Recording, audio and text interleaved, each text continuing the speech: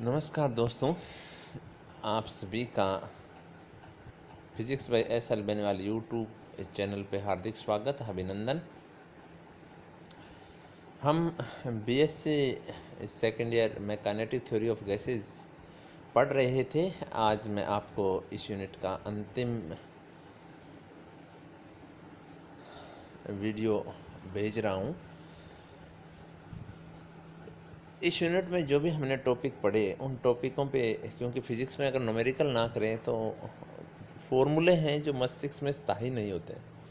अतः आज मैं आपको कुछ न्यूमेरिकल करवाऊंगा। तो सबसे पहला न्यूमेरिकल देखिए आप। पहला न्यूमेरिकल ये है कि कमरे की ताप यानी 20 डिग्री सेंटीग्रेड, कितना है टेम्परेचर, 20 डिग्री सेंटीग्रेड पर एक मनुष्य है वो 1600 मिलीलीटर गैस सांस द्वारा फेफड़ों में ले जाता है। कितनी गैस ले जाता है? 1600 मिलीलीटर। यानी आप सांस ले रहे हैं, साथ में पढ़ भी रहे हैं, सांस भी ले रहे हैं, सारे काम हो रहे हैं। 1600 मिलीलीटर गैस सांस द्वारा फेफड़ों में ले जाता है। मनुष्य के शरीर का टेम्परेचर आपको पता है 37 डिग्री सेंटीग्रेड होता है। यदि वायु की मात्रा तथा दाब क्या रहे नियत मान लिया जाए, अगर प्रेशर को नियत मान लिया जाए तो फेफड़ों में ली गई वायु का आयतन क्या होगा, या फेफड़ों का आयतन क्या होगा, मतलब फेफड़ों के अंदर जाके आयतन कितना रहेगा। टेम्परेचर दिया है आपको और इसका प्रेशर क्या मान लिया गया है, नियत मान लिया गया है। अब देखिए शरीर के टेम्परेचर के अकॉर्डिंग क्या होगा। अगर गैस का दाब अगर आपके नियत है, अगर दाब नियम नियत है तो कौन सा लागू होगा? चार्ल्स का लॉ लागू होगा। और चार्ल्स का लॉ हमें क्या कहता है? 1v/t इक्वल टू क्या होता है? कांस्टेंट। क्या होता है? v/t equal to constant. अगर v/t इक्वल टू कांस्टेंट होता है तो v1/t1 इक्वल टू क्या आएगा? v2/t2। ओके, अब आपको v2 चाहिए। अगर v2 चाहिए आपको तो v2 इक्वल टू क्या आ जाएगा? v1/t1 और मल्टीप्लाई बाई क्या होगा? t2।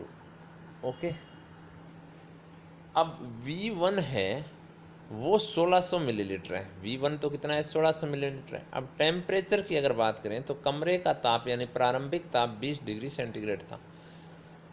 तो 273 में अगर 20 जोड़ेंगे आप तो ये 293 हो जाएगा। t1 का मान कितना होगा? 293।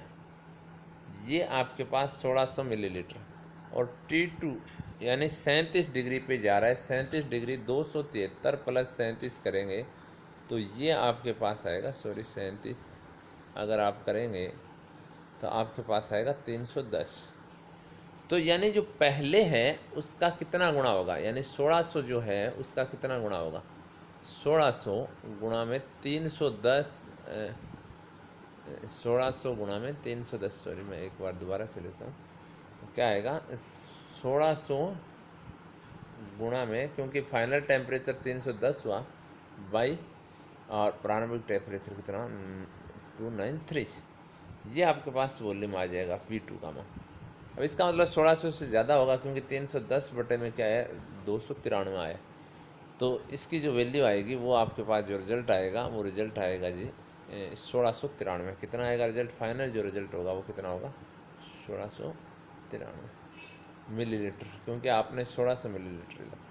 तो ये साधारण सा न्यूमेरिकल था, पर यहाँ पे ये ध्यान में रखना जरूरी है कि क्या चीज़ नियत थी। यहाँ पे दाब नियत था और दाब नियत होते ही चार्ल्स का रूल लागू होगा और चार्ल्स के रूल के अनुसार आप इस न्यूमेरिकल को कर लेंगे। ओके, देखिए अगला न्यूमेरिकल आप।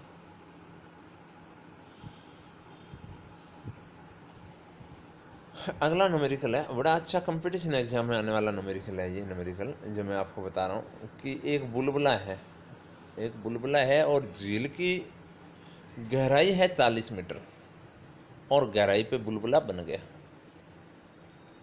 और गहराई से बुलबुला जैसे जैसे ऊपर आएगा उसके ऊपर प्रेशर घटता जाएगा तो वॉल्यूम उसका क्या होता जाएगा? बढ़ता जाएगा।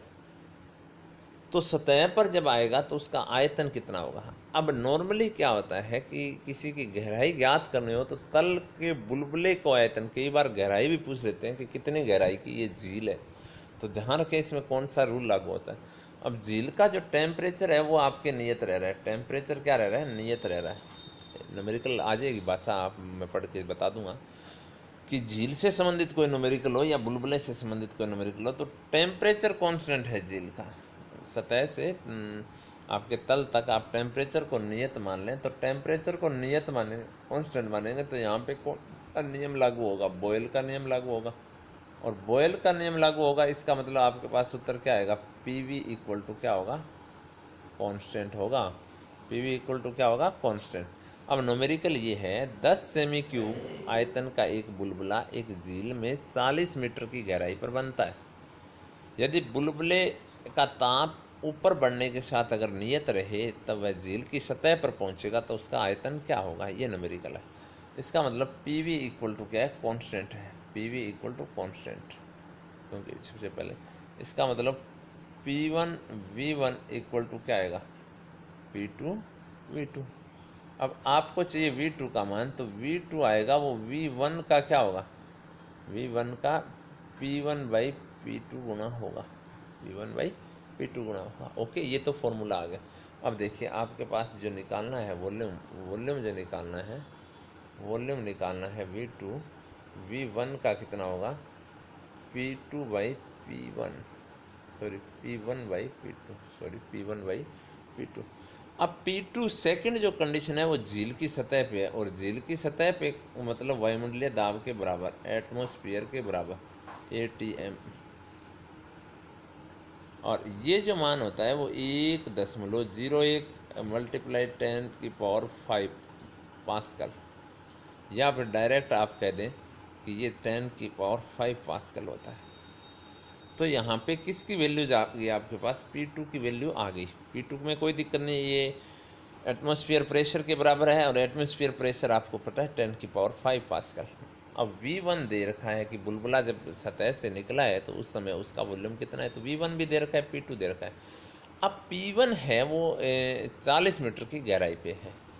P1 है वो, देखिए कैसे ज्ञात करेंगे P1 को, तो P1 है वो 40 मीटर गहराई पे है। इसका मतलब वायुमंडलीय दाब तो होगा ही होगा उसके ऊपर, और प्लस में H, D और G, यानी जो द्रव का दाब होगा वो भी बुलबुले के ऊपर लगेगा। P2 मैंने आपको बताया 10⁵ है। ओके, H गहराई आपको दे रखी है, कितनी दे रखी है गहराई? यहाँ पे 40 मीटर। कितनी दे रखी है? 40 मीटर। जल में है तो जल की जो डेंसिटी होती है वो 10⁵, और G की जो वैल्यू होती है वो 10 मीटर पर सेकंड स्क्वायर। तो यहाँ पर अगर ये वैल्यूज़ देखें तो ये वैल्यूज़ 5 मल्टीप्लाई 10⁵ आएगी, 5 बाई 10⁵। अब देखो, अगर P1 बाई P2 करें, तो P1 बाई P2 करें तो P2 का जो मान था वो 10⁵ था। यहाँ से स्पष्ट नज़र आ रहा है कि P1 बाई P2 करेंगे तो P1 बाई P2 5 आएगा, यानी P1 बाई P2 जो करेंगे वो आएगा आपके पास 5, क्योंकि 10⁵ से 10⁵ कट जाएगी तो ऊपर आपके क्या बचेगा? 5। इसका मतलब जब वो बुलबुला सतह पे आएगा तो उसका वॉल्यूम कितना गुना हो जाएगा? 5 गुना हो जाएगा। कितना गुना हो जाएगा? 5 गुना हो जाएगा। ओके, तो ये था आपका सेकंड न्यूमेरिकल। अब देखिए थर्ड न्यूमेरिकल आपके पास क्या है। ये है कि 3 मोल एक आइडियल गैस है, 3 मोल आइडियल गैस है, उसको गर्म किया जा रहा है। 3 मोल आइडियल गैस है, उसको गर्म किया जा रहा है। तो गर्म करेंगे तो उसका टेम्परेचर बढ़ेगा, और टेम्परेचर 273 केल्विन से 293 केल्विन तक बढ़ा दिया जाता है।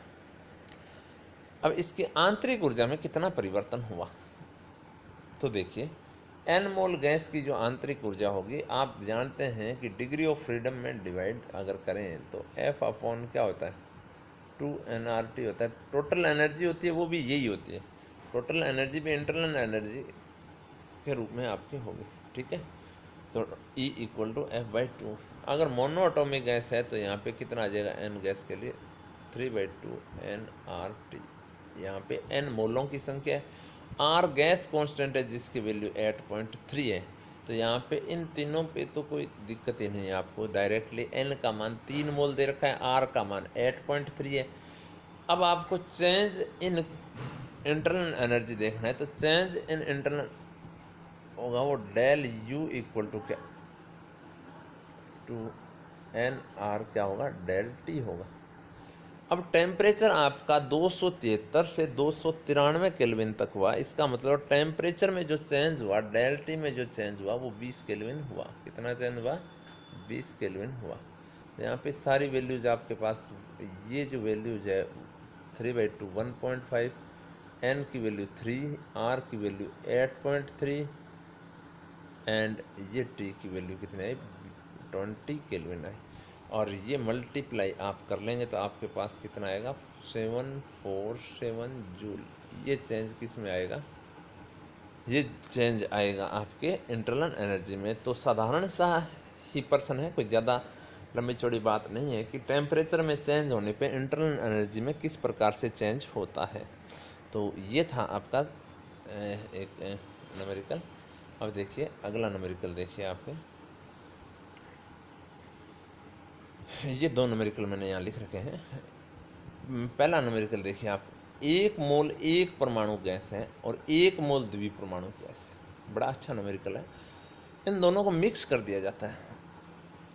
क्या कर दिया जाता है, मिक्स कर दिया जाता है। तो मिक्स करने पर गैस की जो रुदेशम निष्पत्ति या एडियोबैटिक रेशियो जो होगा उसका मान क्या होगा। तो फॉर्मूला ध्यान रखें, फॉर्मूला आपके पास कितने भी प्रकार की गैसें हों, ये मोलों की संख्या N1 कांस्टेंट प्रेशर पे Cp1 प्लस N2 Cp2 और डिवाइडेड बाई क्या होगा, N1 और Cv1 और प्लस N2 Cv2। ओके, ये फॉर्मूला होगा रुद्धोष्म निष्पत्ति का। अगर आप क्या करें कि किन्हीं भी दो गैसों को मिक्स करें, अगर 3 को करेंगे तो N1 Cp1 plus N2 Cp2 plus N3 Cp3 इस divided by N1 Cv1 plus N2 Cv2 plus N Cv3। अब यहाँ पे एक एक मोल गैस है, इसका मतलब N1 का मान 1 है, N2 का मान 1 है, N1 का मान 1, N2 का मान 1। यहाँ कोई दिक्कत नहीं है आप लोगों। अब एक परमाणविक गैस के लिए अगर ये बात करें आप Cv1 की, तो क्या होता है, 3/2R होता है। और द्विपरमाणविक के लिए क्या होता है, 5/2 होता है। ओके, इसी प्रकार जो Cp होता है वो मेयर संबंध से Cv से R बड़ा होता है। साधारण सी बात है, कितना बड़ा होता है, R बड़ा होता है। तो Cp1 आएगा वो 5/2R आएगा, क्योंकि 3/2 में अगर R जोड़ेंगे तो ये है। और Cp जो 2 आएगा वो उस 5/2 में जोड़ेंगे तो 7/2R आएगा। सभी जो चारों पद आ रहे हैं उन चारों पदों में ऊपर और नीचे R कॉमन आ रहा है और डिवाइड में 2 कॉमन आ रहा है। इसका मतलब ये क्या है, कैंसिल हो जाएगा, यानी R/2 सब से गायब हो जाएगा। यहाँ आएगा ऊपर 5 + 7 और नीचे आएगा 3 + 8 5 सॉरी। तो ऊपर क्या आया, ऊपर तो जो राशि आई 5 + 7 12 और जो नीचे राशि आई 3 + 5 8। तो अगर इसको काटेंगे आप तो 3/2 यानी 4 से कट रहा है 3/2 और 3/2 कितना होता है 1.5। अगर एक मोल एक परमाणविक मोनोटॉमिक गैस एंड एक मोल डायटोमिक गैस को मिक्स किया जाए तो मिक्स जो गैस है उस गैस की एडियाबैटिक जो रेशियो होता है वो 1.5 होता है। बहुत ही अच्छा क्वेश्चन है ये, ओके, कंपटीशन एग्जाम के लिए भी, और ये मैं आशा करता हूँ कि आपके समझ में आया होगा। अब अगला प्रश्न देखिए, सामान्य ताप व दाब पर हवा के अणुओं का वर्ग मध्य मूल वेग कीजिए। नॉर्मल टेम्परेचर पे जो आपकी बाहर हवा दिख रही है उसका हवा का घनत्व 1.293 ग्राम पर लीटर है। बस ठीक है, साधारण सा नंबर है। यानी जो हवा है उस हवा का CRMS वैल्यू ज्ञात करने है, CRMS वैल्यू ज्ञात करने। अब आप जानते हैं CRMS वैल्यू प्रेशर के पदों में 3P/ρ होती है। अब नॉर्मल प्रेशर दे रखा है तो इसका मतलब P = तो क्या हो जाएगा, P0 यानी वायुमंडलीय दाब के बराबर वो होता है 10⁵ पास्कल। यहाँ तो कोई दिक्कत नहीं है, या इसको न्यूटन पर मीटर स्क्वायर कह दें। और रो की वैल्यू आपको दे रखी है 1.293 और ग्राम है, ग्राम को मैं किलोग्राम में बदलूँ तो 10⁻³ kg सॉरी, ठीक है, अगर नहीं लिखा जाए नीचे लीटर है। लीटर को अगर मैं किस में लिखूं, मीटर क्यूब में लिखूं तो 10⁻³ मीटर क्यूब आ जाएगी। तो 10⁻³ से 10⁻³ कट गई, तो ये जो लिमिट रहेगी आपकी, ये kg/m³ में भी कितनी आएगी, वैल्यू सेम आएगी। तो 1.293 और 10⁵ अगर इन दोनों में मान रख देंगे तो आपके पास रिजल्ट प्राप्त हो जाएगा। सिंपल सा न्यूमेरिकल है, ज़्यादा मुश्किल नहीं है। 3p/ρ अंडर रूट में अगर आप हल करेंगे तो आपको रिजल्ट प्राप्त हो जाएगा। ओके, तो ये हमारे पास मैंने आपको आज 5 न्यूमेरिकल इस टॉपिक पे करवाए जो काइनेटिक थ्योरी ऑफ गैसेज है। मैं उम्मीद करता हूँ कि आप सभी के ये समझ में आए होंगे। इसी के साथ हम प्रथम यूनिट को विराम देते हैं। अब मैं आपको कुछ प्रश्न व्हाट्सएप ग्रुप में सेंड करूँगा। उन प्रश्नों के उत्तर आप लिख के मुझे व्हाट्सएप ग्रुप में सेंड कर देना या मेरे पर्सनल नंबर पे सेंड कर देना, ताकि मैं आपका व्यू जान सकूं कि आपने किस प्रकार की तैयारी की है। आज के लिए इतना ही, धन्यवाद।